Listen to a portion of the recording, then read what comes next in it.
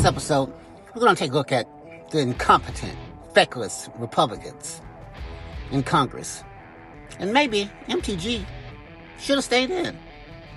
Let's take a look at it. Respect you and pay attention to you, start doing some oversight about the crypto grift of his family. You want Trump to respect you, start doing some oversight about the abuses of power by ICE. Start doing some oversight. Trump has gotten away with so much because Republicans in Congress have refused to do any oversight or offer any guardrails to his abuses of power. And that is why he can get away with ignoring them and treating them like garbage. Taylor Greene's surprise decision to leave Congress has set off House Republicans, many of whom are reportedly frustrated with how the Trump team and Speaker Mike Johnson are behaving.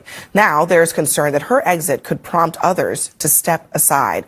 A senior Republican lawmaker tells Punchbowl News, quote, more explosive early resignations are coming. It's a tinderbox. Morale has never been lower. Mike Johnson will be stripped of his gavel, and they will lose the majority before this term is out. And adding to the tensions, New CNN reporting tonight that the president's health care plan, which was originally expected this week, has been delayed due to backlash from his party.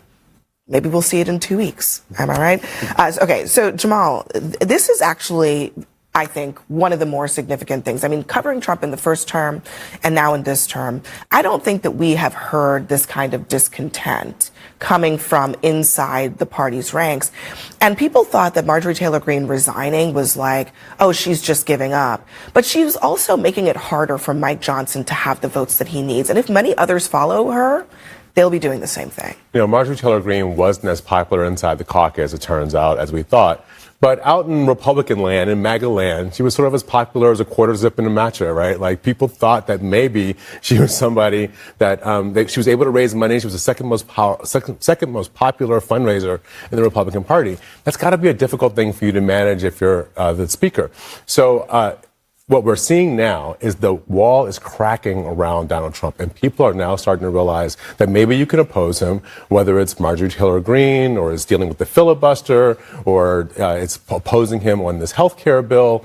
Maybe you can oppose him, you can push back, and if that begins to be the norm, I think we may see Trump 2.0 start faster than we thought it was going to start. I will tell you, I wish she had stayed and served out her term, because I think that I think the significance of being a MAGA, Trump-loving Republican, she's voted with Donald Trump over 90% of the time, speaking out against some of the abuses of power and calling a spade a spade.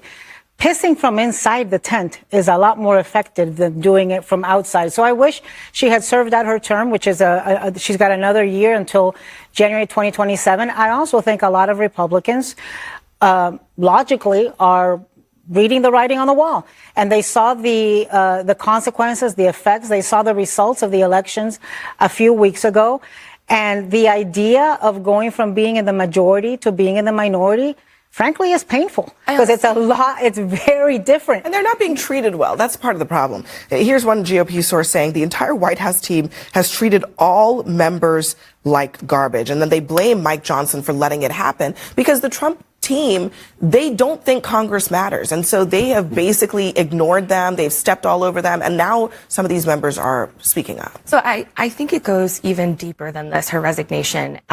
So first of all, I'm from Georgia, and it surprises exactly 0 people in Georgia that she resigned, because John Ossoff has been fundraising off of a potential challenge for Marjorie Taylor Greene for like a year.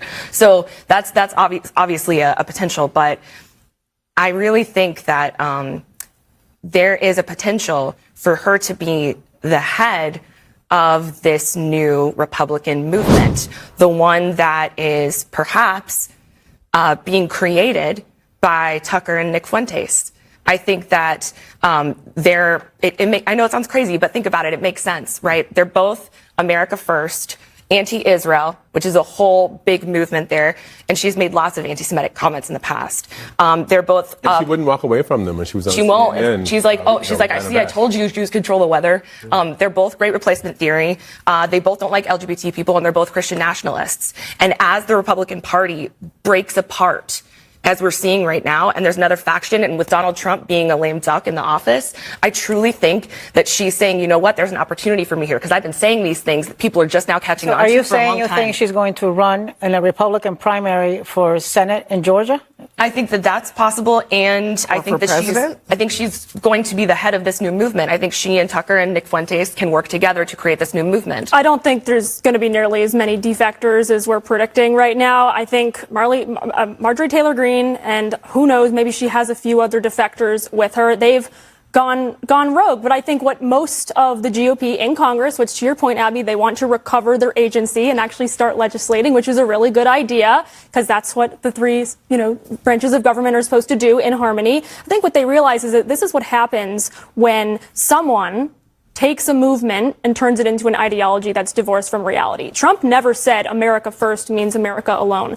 But if Marjorie Taylor Greene had her way, it means that we would isolate from the world stage, retreat fully, we'd have no alliances. But Trump said, look, that leaves no room for statesmanship or pragmatism or prudence. Most of us would say, hey, no one was harmed by Trump striking Iran's nuclear facilities, which keeps that ascendant regime at bay. You just don't think of Donald Trump and statesmanship. He is a statesman in his own way. I kind of think that part of the problem is that Trump is actually untethered to ideology altogether. And I think that's one of the reasons that it's hard to hold the coalition together when they don't really even know what they stand for, because it's really just whatever Trump feels on any given moment of time. And once Trump is gone from the political scene, which he will be eventually and sometime soon, that's going to be a real problem. And Eric Erickson wrote today, a large part of MAGA has gotten so used to bullying everyone to get their way, they aren't prepared for the reaction from GOP lawmakers and others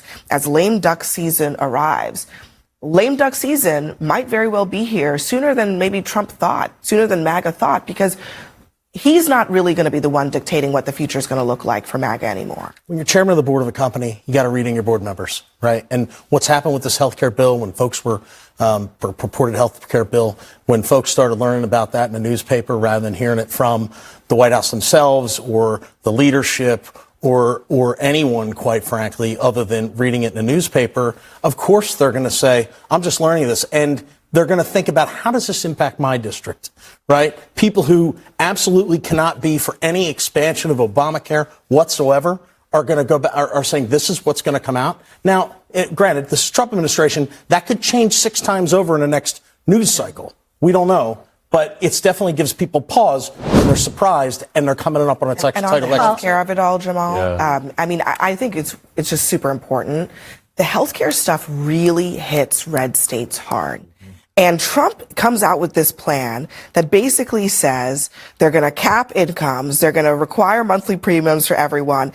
I mean, he's basically saying we're going to add costs. And people are like, huh?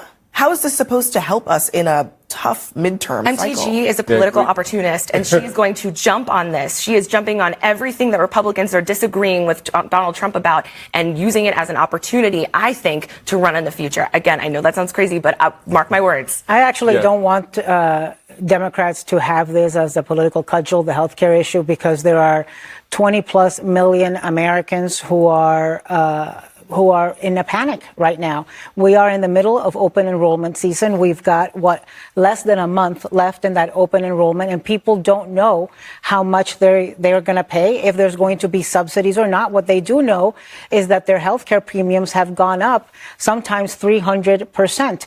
And look, I would say on the issue of Republicans resigning and going rogue, maybe what they have to do is start behaving like an independent branch of government and find the spine that has been hidden somewhere in the attic of the White House. Maybe it's somewhere underneath the rubble of the East Wing.